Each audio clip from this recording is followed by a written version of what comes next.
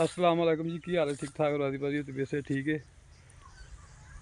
धुप्प लगी हुई है तो माशाल्लाह चरिंद परिंद हर शै बहुत खुश आ तुसीं देख ही लिया होना वा।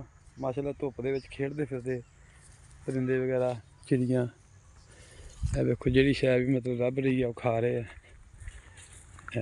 आ जा रहा कुछ लोग गए ओ दूर चले गए। ये देखो ए हैगा इधर। ਇਹਦਾ ਹੁਣ ਨਾਮ नहीं आ रहा है ਕਿਹੜੀ मिट्टी जी रंग की चिड़ी है। ए देखो ए आओ देखो धुप्प निकली तो इंजॉय फुल हो रहा है जी। सुभान अल्लाह कितना प्यारा रंग दिता रब ने इन्होंने। ए देखो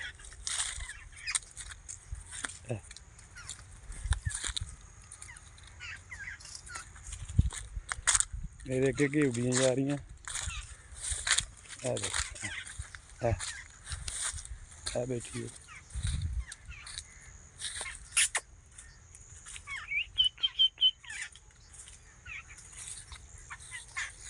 कुछ इधर रह गई।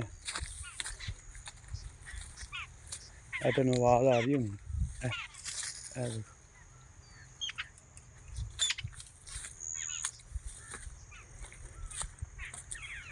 बंगला शरीफ को डड्डी मच्छी फड़ रहे हैं बिचों पानी तो।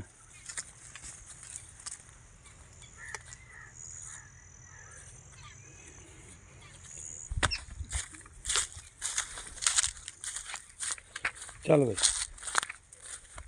जा लड़ाई होने लगी थी इन्हों की। वो कहना मेरे उन्हें कहा तू मेरे इलाके च नहीं आना परे जा।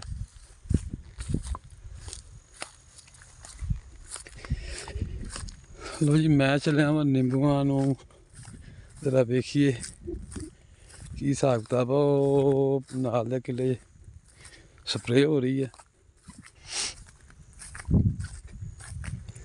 तो इस स्टाले में कोई नहीं पई खाद। ये हो गया बस।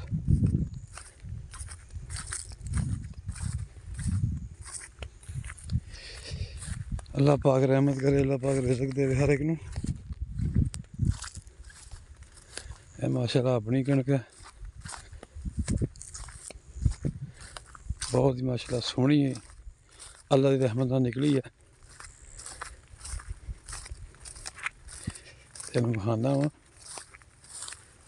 बेरियां ने 3-4 नाल वट ते।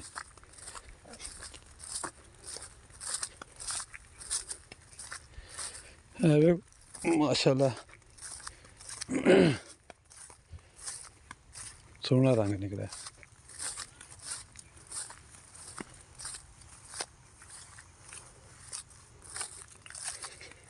यह चाचे दी है।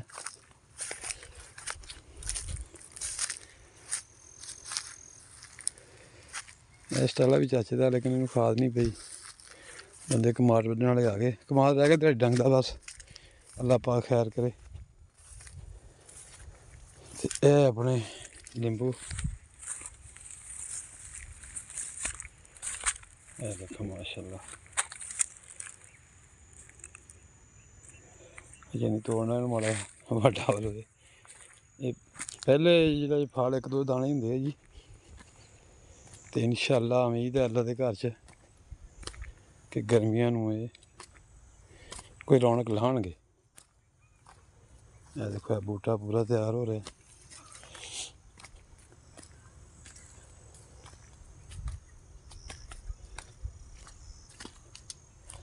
यह जी तेन ज़्यादा नज़र आ रहा है ना ये नवी फोट हैगी है। फिलहाल तो हुण जिहड़े नींबू वगैरह ने इन्होंने फोट कोई बूटा ही है जिस ज़्यादा ताकत उन्हें फोट फड़ी नहीं, वरना फोट का मौसम नहीं है अजे। वो को महीना 10 दिन खलो के।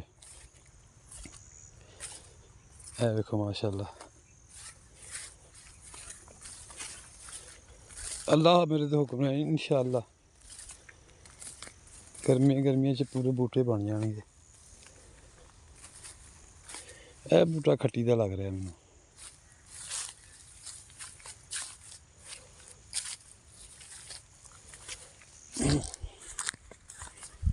ਕੁਛ ਮੇਰੇ ਕੋਲ ਪਹੁੰਚਿਆ ਵੀ ਨਹੀਂ ਗਿਆ ਜੀ, ਕਿਉਂਕਿ ਮਾੜਾ ਜ਼ਿਮੀਦਾਰ ਪਿਛਾਂ ਹੀ ਰਹਿ ਜਾਂਦਾ।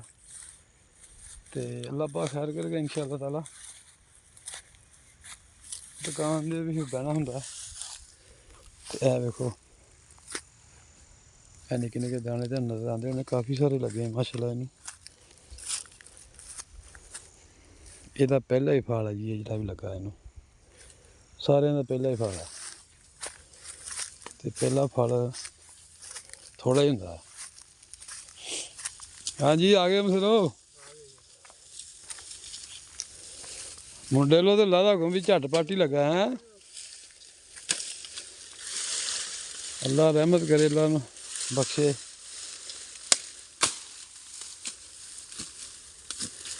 ਕੱਲ तो फिर नहीं आया है।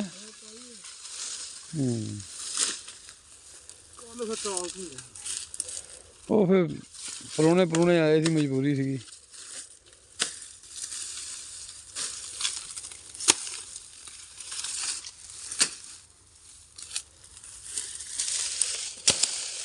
पहलों भी बीमार सीगा। हाँ आहो ये तो पता लगा मैं ही चोन लिया सी।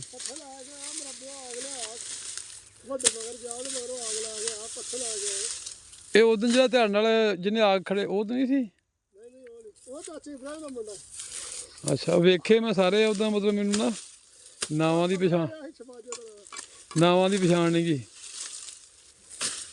ਹਾਂ ਉਹ ਡਾਕਟਰ ਨਾਲ ਵਾਹ ਫਿਰਦਾ ਟੁਰਦਾ ਵੀ ਹੁੰਦਾ ਸੀ ਨਾ। बस यार अल्लाह दा हुक्म,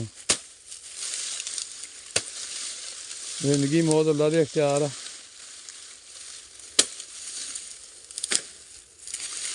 अल्लाह दे प्यो नूं सबर देवे। दो ही भरा सी ना।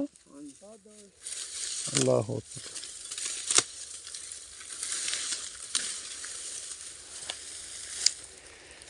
अल्लाह पाक रहमत करे।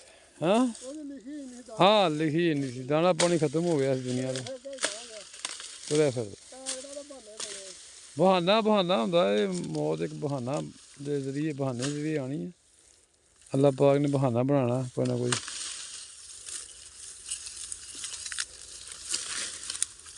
मझ चोंदे कहते बैठा उत्थे डिग पिया। ओए होए होए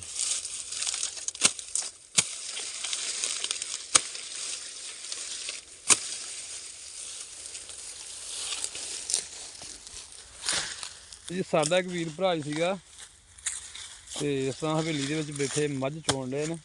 मझ चोंदे ही अटैक का मसला होया ते लागे साडे हॉस्पिटल एक छोटा जिहा, उत्थे लै गए। उन्होंने कहा जी अगे, उन्होंने अगे रैफर करता, लेकिन रास्ते ही खत्म हो गया बेचारा। तो दुआ करो अल्लाह ताला उन्होंने घर वाले सबले जमील देवे ते अल्लाह ताला उन्होंने जन्नत वाला मुकाम देवे। अच्छा सी मुंडा, मुहब्बत प्यार करने वाला सीगा। अल्लाह पाक रहमत करे ते अल्लाह पाक सारियां ते रहमत करे। जिन्ने भी दोस्तां वीरां दे छोटे बड़े बजुर्ग फौत हो चुके हैं, अल्लाह पाक उन्होंने जन्नत आला मुकाम देवे। सारे जाने आमीन लिखना कमेंट दे विच। मिलते हैं किसी नैक्सट व्लॉग विच। काफ़ी दिनों बाद वीडियो जी वो पाई है, तो इन्हें शेयर भी कर देना, लाइक भी कर देना, कमेंट भी कर देना। अल्लाह हाफिज़ जी।